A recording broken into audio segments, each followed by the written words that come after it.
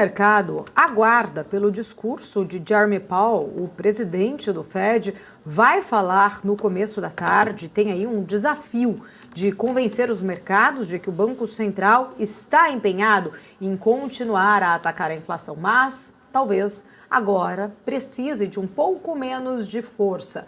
Um tom mais dovish poderia acalmar os ânimos dos investidores e melhorar o cenário das Treasuries. Analistas esperam que as falas de Powell hoje possam se concentrar na mensagem de que o Fed precisava de aumentar rapidamente as taxas e que era então necessário encontrar um nível máximo de juro para restringir a economia. E o próximo passo de que está, inclusive, buscando encontrar uma resposta para quanto tempo as taxas precisam permanecer tão altas para que a inflação regresse ao seu objetivo, a sua meta de 2%. Com isso, a mensagem pode ser de que houve uma grande mudança nos rendimentos, o que tornou, então, as condições financeiras mais restritivas. Por isso, não há uma urgência para uma resposta de alta agora em novembro e o Fed deve continuar, então, adotar ali a abordagem de esperar para ver os próximos passos. Pois é o que se espera, essa fala de Jerome Powell a partir da 1h da tarde. A gente, claro, vai ficar em cima dessa movimentação, dessas falas de Jerome Powell,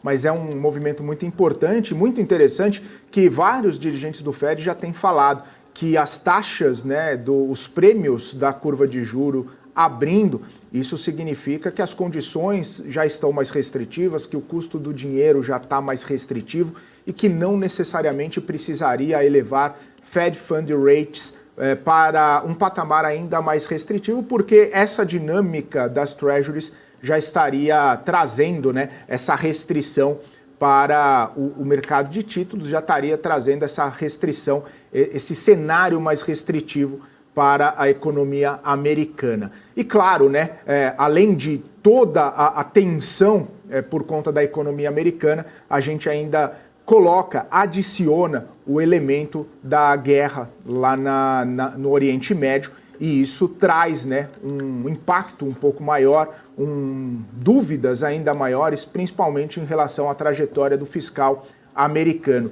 E se o Banco Central americano não tiver uma postura muito clara, muito objetiva, falas mais transparentes, se deixar alguma coisa um pouco mais turbulenta ali no meio do caminho, se deixar alguma coisa não muito transparente, muita gente já tem falado, será que o Banco Central americano pode estar na beira de uma crise de credibilidade? Justamente porque sinaliza, dá alguns sinais e depois muda um pouco, falando que a inflação não estava controlada, mas estava baixando. Ontem a gente já viu alguns dirigentes falando que, poxa, a inflação pode dar um repique, pode voltar. Não, vamos manter a taxa de juros. Outros falando, não, vamos elevar a taxa de juros. Então, alguns sinais não tão claros para o mercado pode trazer uma crise de credibilidade para o Banco Central americano. São incertezas, são cenários muito importantes que o mercado está monitorando.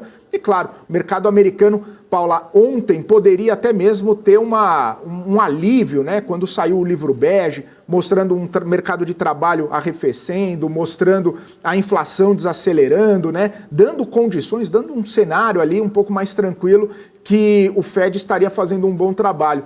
Mas com tantas incertezas, com tantas movimentações turbulentas, não só por conta do Fed, não só por conta de Israel e Hamas, não só por conta da trajetória da dívida, mas um cenário um pouco mais apertado, isso acaba trazendo consequências negativas aí para todo o mercado, altas nas taxas de juros, queda nas bolsas americanas. Felipe, importante ponto que você levanta em relação a essa questão de credibilidade do Banco Central lá nos Estados Unidos. A gente lembra que no início o Banco Central falava que a inflação era transitória, Lembra que no começo ali falava que estava analisando dado a dado, mas que era uma inflação transitória, o que de fato não foi.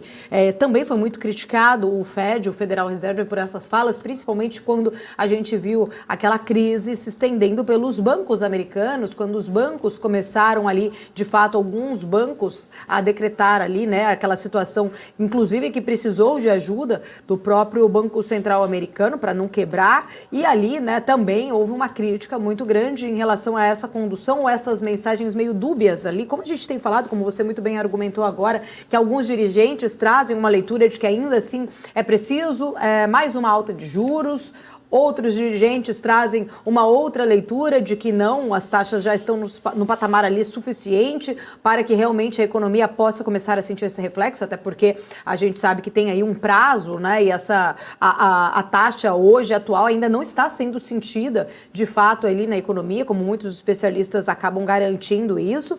E a gente viu justamente quando aconteceu toda essa questão envolvendo os bancos, o First Republic Bank, o Signature Bank lá nos Estados Unidos, também muitas críticas em relação às falas do próprio Banco Central ali, do Fed, que até então dizia muitas vezes lá no começo que era uma questão muito transitória e que de fato não foi. E agora, né, já tem trabalhado ali justamente para trazer, né, pelo menos essa inflação para dentro da meta, num horizonte de 2025. Essa inflação pode ser que chegue aos 2%. Teremos ainda um ano de 2024 muito provavelmente ainda com taxas de juros, não talvez no mesmo patamar, mas ainda taxas altas, consideradas altas. TMC News. Informação que gera valor.